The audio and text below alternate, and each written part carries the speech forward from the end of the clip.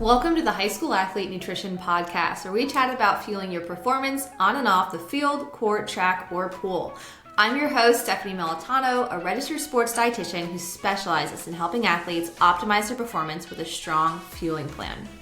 Whether you're a seasoned athlete or just starting out, this podcast will provide you with specific strategies and practical tips to help you reach your performance goals. So join me as we explore the world of nutrition and learn how to take your game to the next level.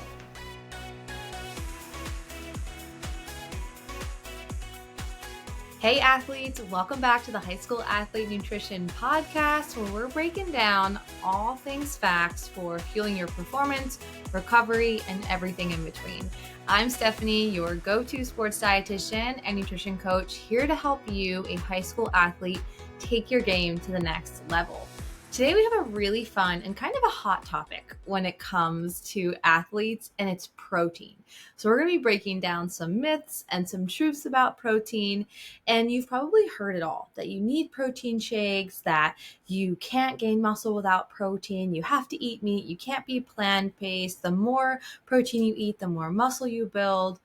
But honestly, how much of that is true? And that's what we're going to break down today. I want to help add some fact and break down some of those myths that you have. First, let's talk about what protein does. Protein is essential for building muscle and your growth and your development. Remembering that you're still not an adult yet, so you're still building, your body is growing, so your body not only needs protein to recover that muscle from training, but also for growth and development, so you can get height and build more muscle and become stronger and more competitive. So it's especially important on tough workout days or game days where you're really pushing that muscle to the brink. But here's the deal.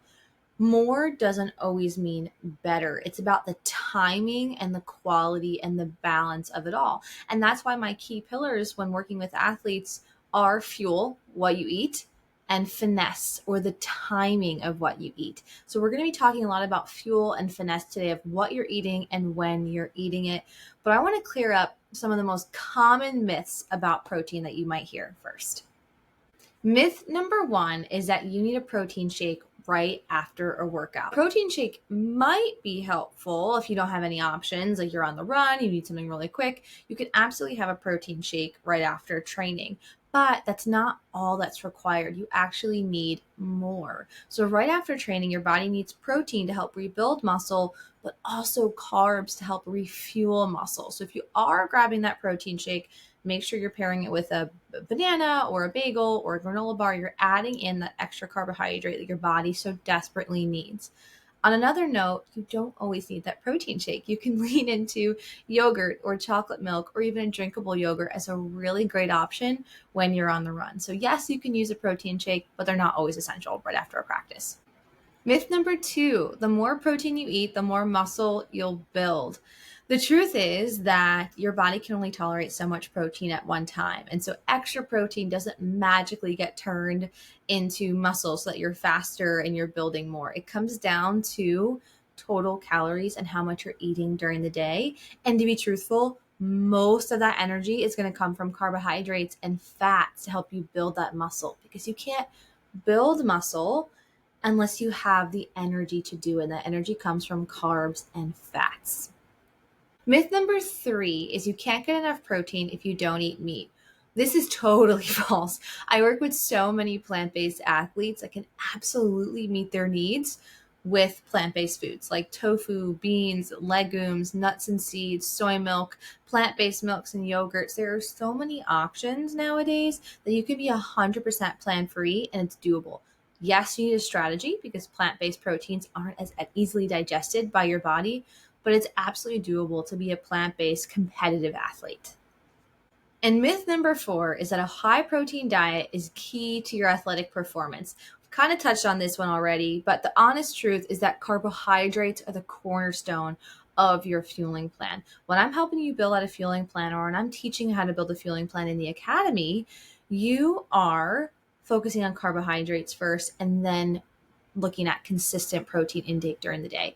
We have to focus on carbs in order to energize those muscles so that that protein can be used to build those muscles. So if you skip the carbs, you skip out on strong muscles. So we need the carbs and the protein to work together. Consider them BFFs.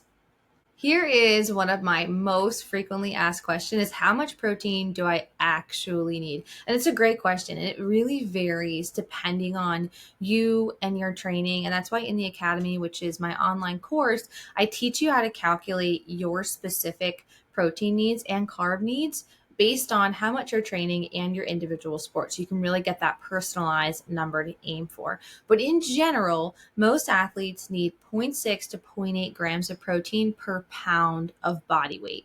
So this means that roughly a 150-pound athlete would need about 75 to like 115, 120 grams of protein per day. Now, the key here is not to just jam pack that into every meal. We want to spread it out across the day. That's how we will build the most effective, strong muscle over time. And so this might look like having eggs or Greek yogurt for breakfast and with lunch, or having a chicken or turkey sandwich or a bean burrito. For a snack in the afternoon, maybe you're having peanut butter toast or a smoothie that has yogurt in it or protein powder. You're having dinner that has a salmon or tofu or beef as that source. And then post practice, you're aiming at that chocolate milk or a yogurt or some sort of protein source to help you recover that fuel. We're aiming for roughly 20 to 25 grams of protein per meal for most athletes. Some of you might go up to 30 or 35, depending on your size. And most snacks should be 5 to 15 grams of protein, with the exception of that pre-workout snack. That pre-workout snack is strictly carbohydrates, but we're spreading protein throughout the day so that you're giving your muscles the building blocks of those amino acids that they need all day long to continue to build and strengthen that muscle. So spread it out, mix it up, and remember to really focus on whole foods first. Let's talk about some quick protein options that are whole food based. We're looking at dairy products like Greek yogurt, which is high in protein. It's extra creamy. It can be used in a lot of different ways. You could do a yogurt bowl, you can put it in a smoothie, you can use it in overnight oats, but you're just adding that protein component with the bonus of also having the good healthy bacteria for your gut, or those probiotics. Eggs are easy, they're inexpensive, and they're really quick to make. They're wonderful protein for athletes. You can also look at meats like chicken, turkey, ground beef are easy to meal prep and put into rice bowls or put into wraps and burritos. There's a lot that you can do with protein when it comes to animal-based proteins. And don't forget about fish or tuna. Tuna packets are really portable. On tournament weekends, I always recommend either grabbing a chicken packet or a tuna packet that you can bring with you and make a quick wrap out of if you're on the field and you really don't have anything else to rely on, especially with most of the concessions food options being fried foods. You don't want to have that in the middle of a tournament day. Looking at chicken or tuna can be a really great way to get that protein in. We can also look at some plant-based options. So even if you're not a plant-based eater, in order to add variety, I always recommend leaning into some of those plant-based options. So things like beans and lentils, it might be black beans or hummus, nuts and seeds and nut butters or seed butters are wonderful ways to add energy. And then you can look at protein-rich grains like quinoa is actually a great source of protein, and oatmeal has some protein in it. So we're looking at adding variety, which again gives you a variety of those building blocks or a variety of those amino acids that really help to strengthen your muscles over time. If you are using a protein powder, I'm going to add in here, please make sure that it's third-party tested. You're looking for that NSF certified for sport label. That's how you know that it's a lower risk supplement that doesn't contain any banned substances.